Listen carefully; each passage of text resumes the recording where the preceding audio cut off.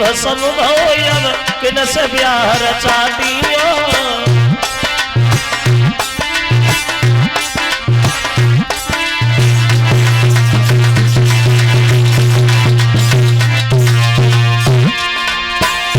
ए बेटी गिरिजा, कामदेव मर गया, क्या अभी शादी करोगी?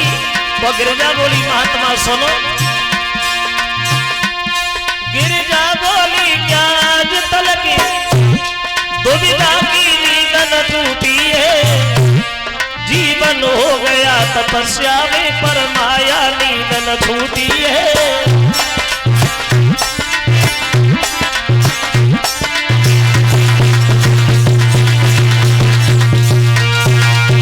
गिरिजा ने उत्तर दिया महात्मा सुनो, उस दिन आए तो बड़ा मुसीबत से गए, आज भरे आए।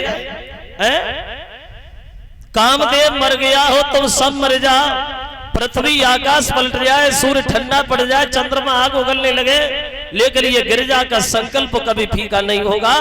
विवाह होगा तो भगवान शंकर जी के साथ, अन्यथा विवाह करेंगे किसी से नहीं।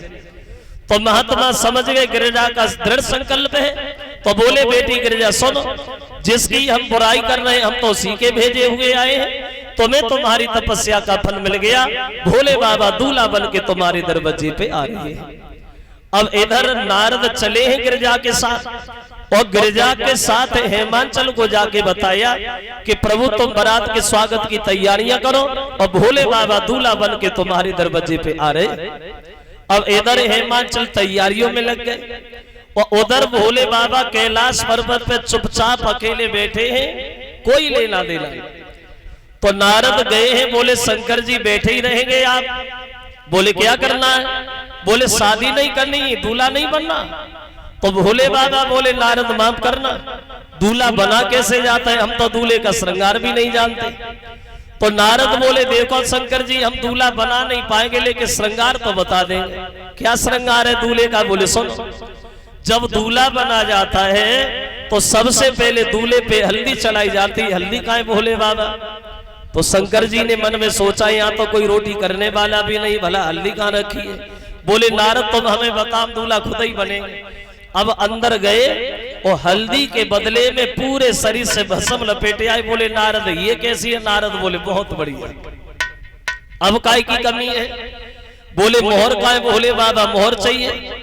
अब शंकर जी ने थोड़ी देर सोचा, एक बड़े फन वाले नाग को पकड़ लिया और अपनी जटाओं से लपेट लिया, सीधा फन मोहर दिखाई देने लगा। ये कैसा? नारद बोली उससे भी बढ़िया। अब काय की कमी है? बोले भोले बाबा कंगन और चाहिए। कंगन कहाँ है? तो शंकर जी सोचते रहे, देखा कि सामने से पतली सी नागिन जा रही है, उसे पकड़ लिया और कलाई से लपेट लिया, ऊपर से बिच्छू लगा लिया, वो कंगन बन गया। नारद ये कैसा? नारद बोली उससे भी बढ़िया है।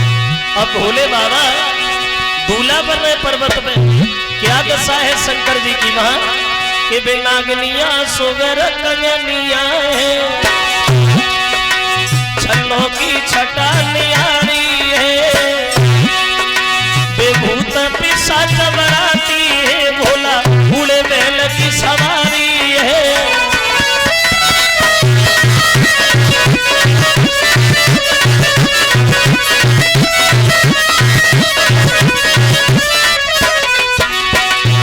देखो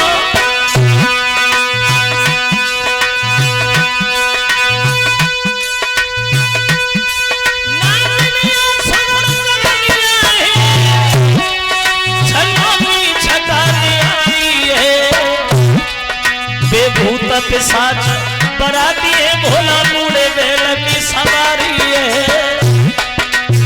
देवियां गीत गा रही है, दूल्हा बना रही भोले बाबा को।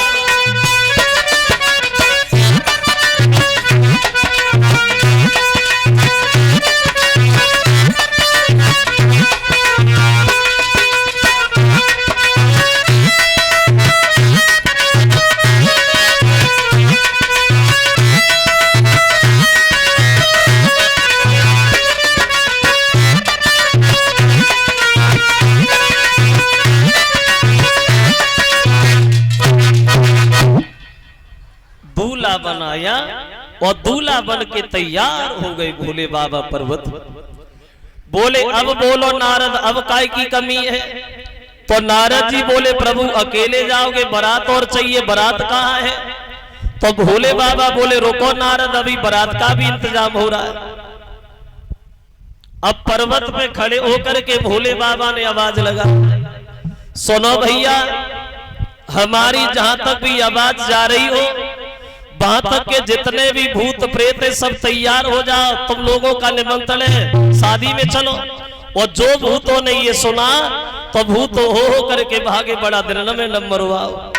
अगर काऊ के हाथ में थाली है, दूसरे में डंडा है, तो खुशी के मारे वो थाली में ही मार रहे हैं। तो नारद बोले अब और अच्छा लग रहा है ना, बाजे की जरूरत ना आतिशबाजी की जरूरत। बोले चलो। अब शुक्र और शनिचर छोटे छोटे बच्चा बन के गए बारात में। बूढ़े से नंदी पे भोले बाबा बैठे। कैसी बारात सजी शंकर जी की? अगर किसी के हाथ है तो पैर नहीं है, और पैर है तो हाथ नहीं है।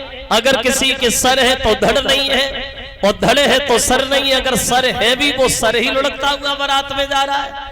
अगर किसी के आंखें हैं तो कान नहीं है, पूरे शरीर पे आंखें ही आंखें हैं। अगर किसी के आंखें हैं तो कान नहीं है।